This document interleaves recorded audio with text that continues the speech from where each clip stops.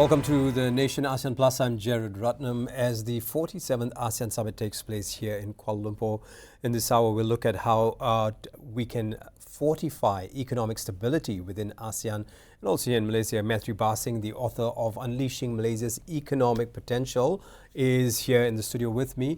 But first we go live to the Kuala Lumpur Convention Centre, where my colleague Jessie Chow is standing by with Her Excellency Elina Valtonen, the Minister of Foreign Affairs of Finland. Jessie, over to you.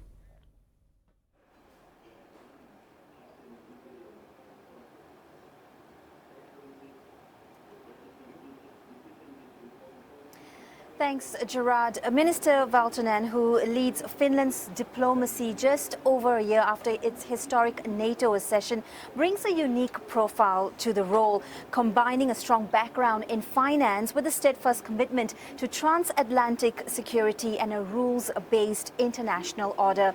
Minister Valtonen, thank you for your time here today. Thank you so much for having me. Well, in just a couple of hours, Finland will prepare to take the significant step of signing what is known as the TAC, or the Treaty of Amity and Cooperation. What does this decision represent, and why is this the right moment for Finland to move into this step? We so look forward to signing this treaty, and indeed I think this is the best time to do it, because what we need is more cooperation between our regions. Finland, as a technologically advanced nation, is also keen to share its expertise, do increasingly, trade and engage in investments across this region. But also we want to be engaged in promoting stability and regional cooperation as well. So that's what we are here for. Well, there is, of course, a lot of focus on wanting to build a pragmatic sort of alliance based on security, economic resilience and values as well. And as we move closer and on the pinnacle of the summit of ASEAN as well, what does Finland hope to achieve through closer engagement with ASEAN as a regional organization? At the end of the day, I think it's all about the people. So people here in this region, but also back home, have more opportunities, enjoy more freedoms and prosperity in their lives. So that's what technological solutions are also for. And of course, what we need first and foremost is peace. And I think also based on the conversations which I've already had with my counterparts across many Southeast Asia's countries, is that the strong commitment to international law, multilateralism, the UN Charter, that is really something which we have in common, because if we don't have adherence to these rules which internationally we have agreed, the sovereignty of nations, territorial integrity, non-interference in international affairs or in internal affairs by outside parties, then we would have a much less peaceful world than what we have today. Well, having said that, ASEAN in this bloc as well, and this part of the world, is a dynamic and fast-growing region.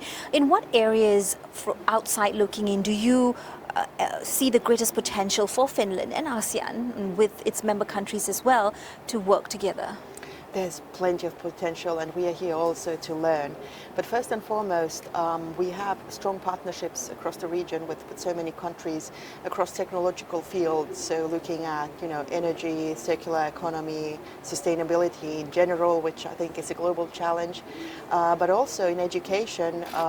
For instance, Finland has always invested very heavily in our human capital, because we are a small nation. We never had any strong natural resources other than forests, of course. So we always believed in equal opportunity and also the role of education in bringing people the best opportunities they can possibly have, and engaging in free trade, which is also very much in the spirit across the ASEAN region.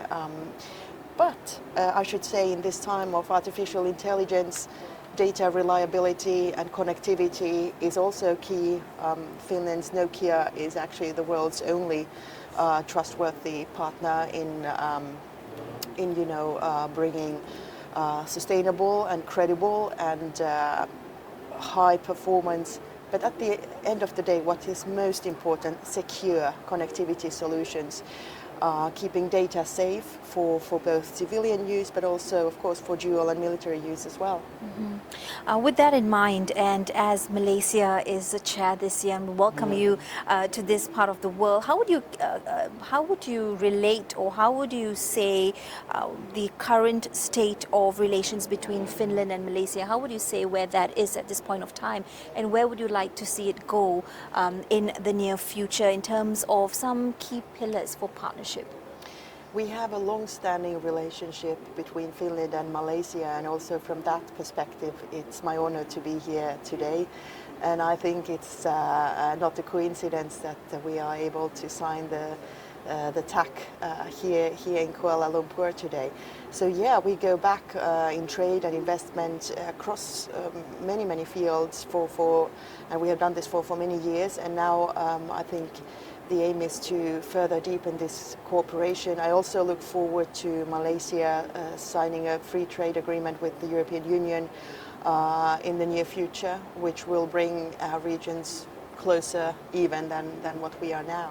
And if you could pick out a couple of areas that you would like to see some immediate progress, or which would those areas be in particular? Well, I think this connectivity bit which I mentioned, which is so important for enabling digitalization and the AI revolution, I should say, for the benefit of people. Second, of course, circular economy, renewable energies, but also sustainable use of all the resources we have in this world. We have plenty of solutions there. But lastly, focus on education, training, different methods of also bringing more knowledge and more skills to people, even throughout their careers, not just from early on, which is massively important, but also going forward, because in this age of AI, we have to probably all of us retrain through so many times in our careers to stay relevant, and that is where we bring plenty of solutions. Reskilling and upskilling as well, Exactly. Two very important areas. Looking ahead, Your Excellency, after the signing of the TAC today, what will be the next steps for Finland in terms of building rapport and building that relationship with ASEAN member states? I look forward to meeting my Malaysian counterpart, the foreign minister, later today, and we will discuss in detail on how to bring things forward between our two countries, but also between ASEAN and Finland now that we will be signing the TAC treaty. And after, I think there's plenty of opportunities, and only the sky's the limit. And what we should do most is really empower our people to embrace this opportunity which we now bring them. I like that word, empowerment. I want to thank you for your time. And of course, your presence here is a direct reflection of Finland's strategy to diversify its global partnerships in a new geopolitical era. It's back to you, studio. Thank you very much, Jessie, for those current updates from the Kuala Lumpur Convention Centre, and for keeping us up to speed on what's happening at the Convention Centre. Jessie just spoke to Her Excellency Elina Valtonen, the Minister of Foreign Affairs of Finland. We'll be hearing more from Jessie throughout the week. She's our person on the ground at the 47th ASEAN Summit. And like I said before, joining us in the studio is Matthew Barsing, the author of Unleashing Malaysia's Economic Potential. Little did we know that he's also the founder of the KLCC Running Club, huh? Yes. Well, that's another conversation, a conversation for another day. But let's talk about the economy now. A lot to discuss with regards to the economy and us making sure that we make ASEAN a stronger bloc, simply because geopolitically that's going to make sense. You know, if you're going to deal with other nations or the what do you call that? Americas of the world or the Brazils of the world, you need to have a stronger voice, and I think ASEAN can do that. Now, what are the main economic challenges currently we in ASEAN are currently facing, and how can the region work collectively to ensure long-term sustainability at this point?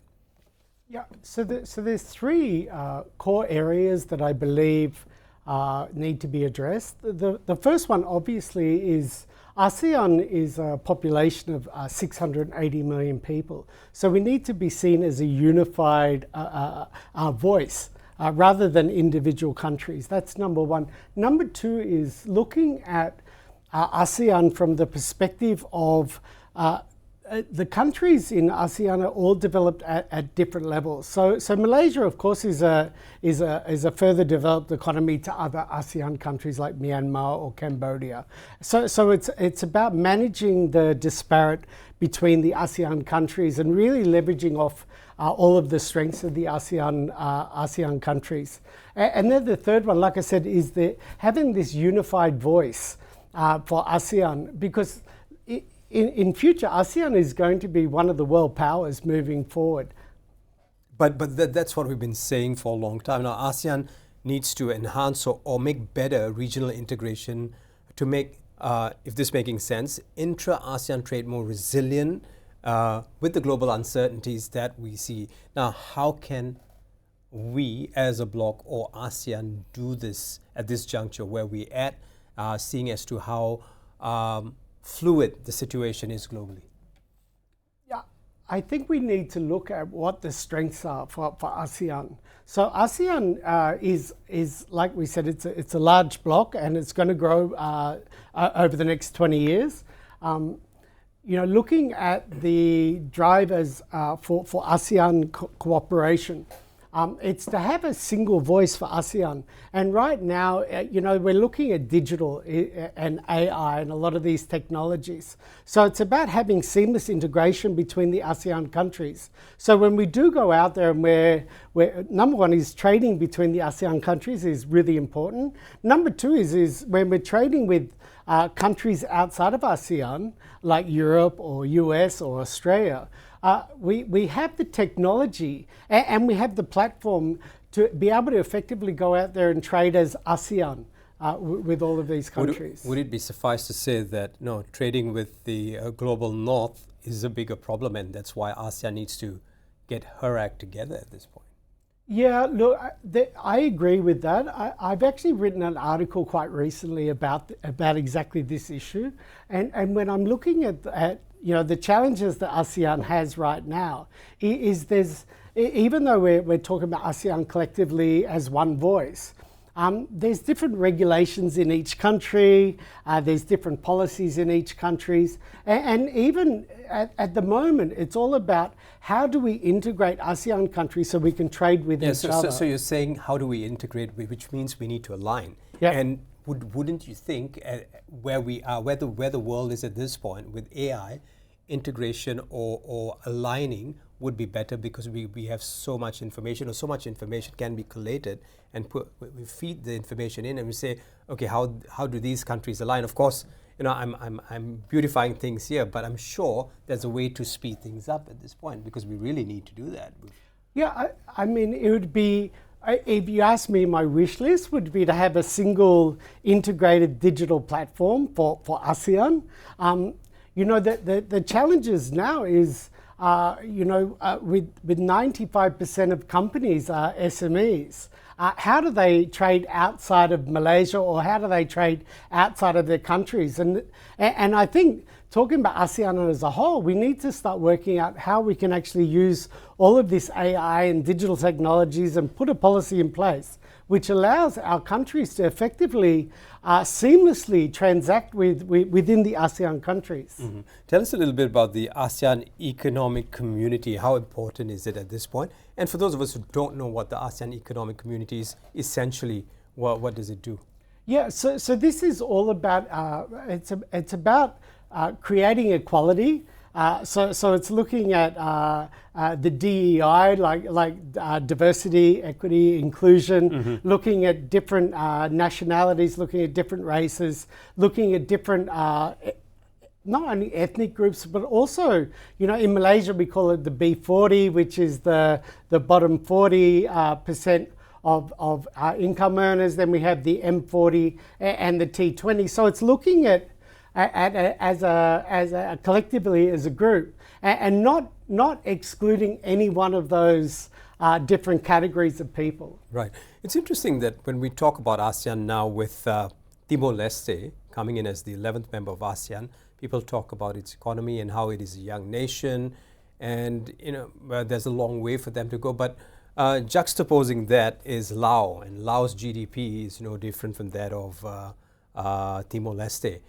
I guess the big question here is, how do we get everyone up to speed? So everyone must get something, must feed off each other and must get something off each other for them to see this as significant. You talked about a digital platform.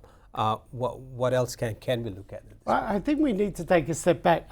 Malaysia is in an incredible position. We're the chairman of ASEAN 2025. So we're seen as the state figure to bring all of these ASEAN countries together. There's not a one size fits all. I mean, there's different countries in ASEAN at very different levels. I mean, Malaysia has been developing this MSC Malaysia since the 90s. You know, and we're now seen as a global data center hub. We're getting billions of investment in data centers. Our security, our financial security, our data security is already there. So countries all around the world appreciate and trust Malaysia. When you're looking at other ASEAN countries, it's about, you know, elevating other countries. No, I'm not saying to the level of Malaysia. Obviously, there's other countries in ASEAN that are even more developed than Malaysia.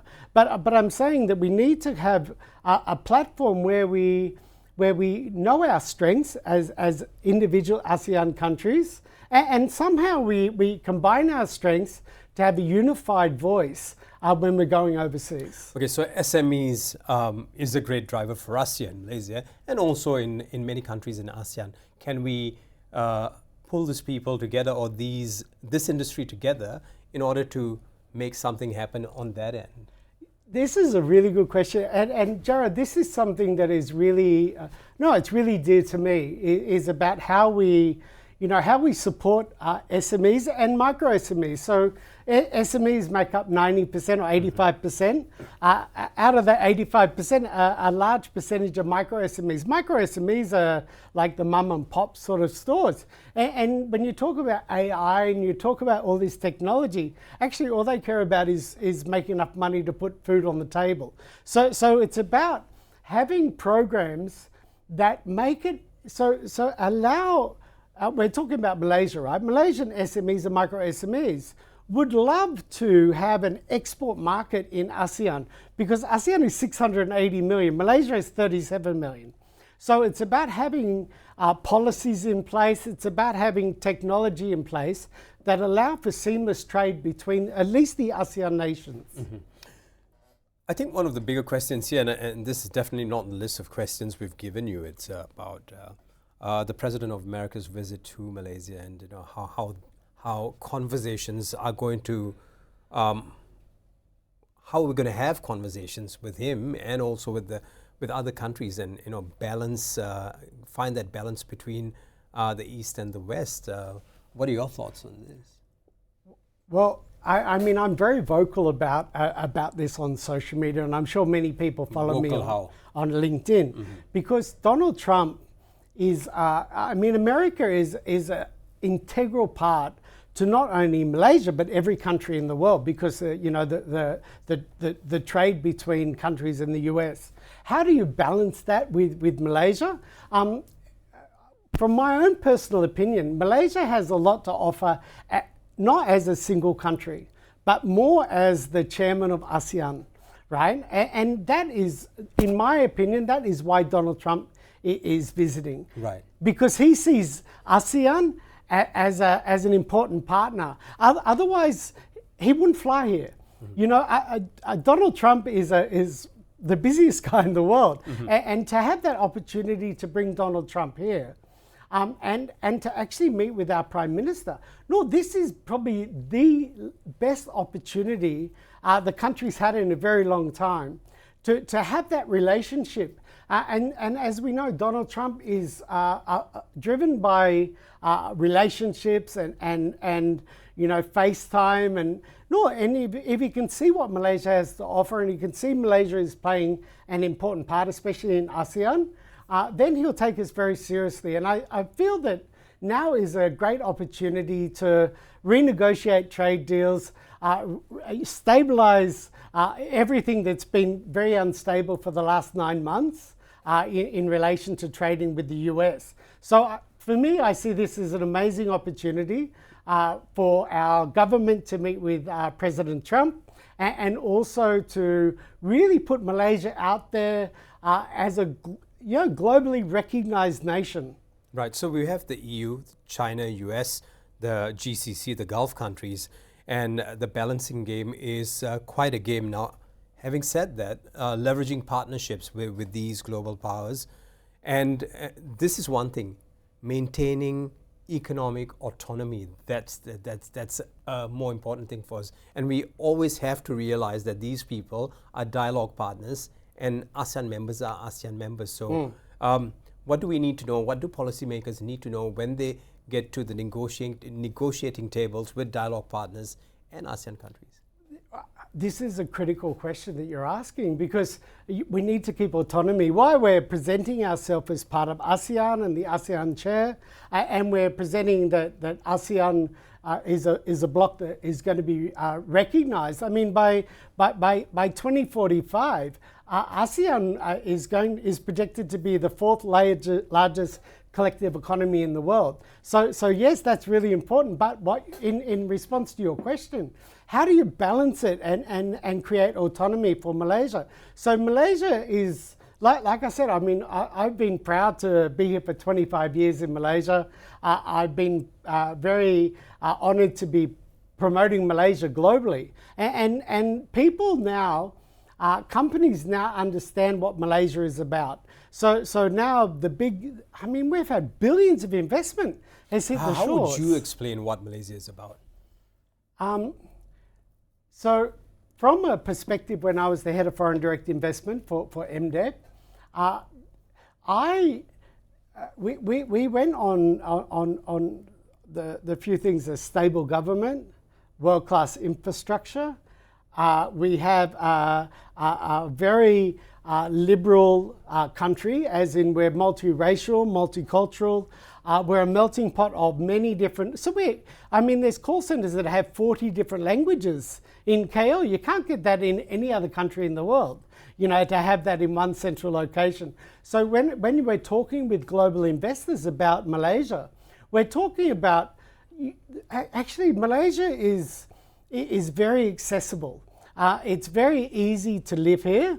And also from all the regulatory, the government incentives, the infrastructure, the people.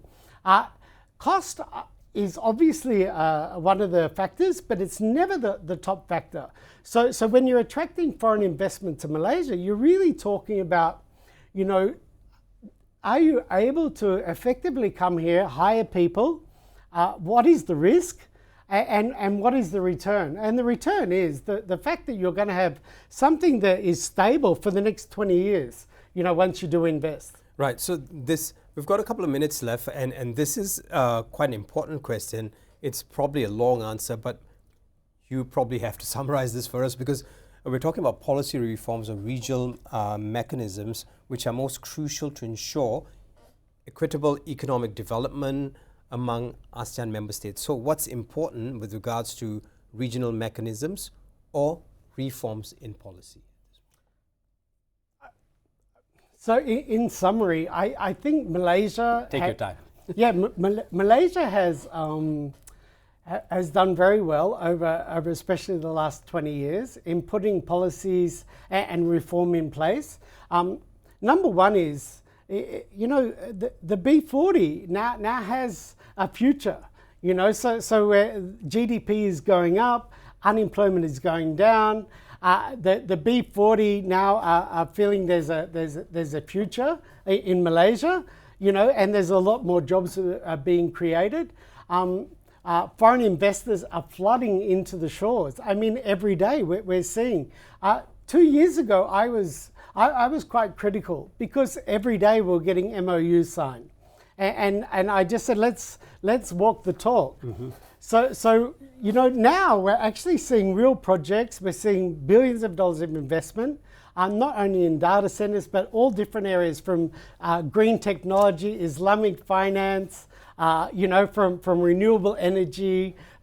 Whether it's Peninsular Malaysia, Kuala Lumpur, whether it's East Coast or West Coast, all of the whole of the country is coming up. Mm-hmm. Well, with that, just want to bring up one little thing. Your book, Unleashing Malaysia's Economic Potential. would this be an easy read? Would anyone being interested in ASEAN or Malaysia need to read this? Yeah, absolutely. Yeah. So I mean, I've been here for 25 years. I've written this book with a lot about the knowledge that I knew in attracting investment. And I've written this basically as a guide for investors. So it's written in a very plain English sort of conversational language, but it's certainly, this is now available in bookstores in Malaysia. So right next door to where Donald Trump is staying, it's in Kinokuniya at KLCC. It's also at the Elite bookstore in Star Hill in Bukit Bintang. So look, definitely if any investors want to know about Malaysia, I think this is a very easy guidebook to understand how to navigate investing into our country.